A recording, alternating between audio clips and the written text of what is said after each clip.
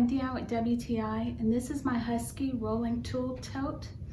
What I like about this is you get 3 different size bags, an 18, a 16, and a 14.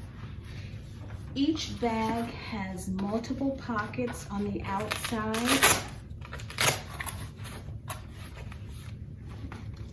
and multiple pockets on the inside. All you do is you just lift the strap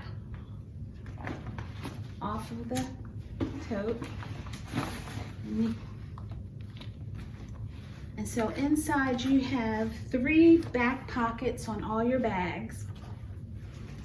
And they very rugged material, sturdy zipper.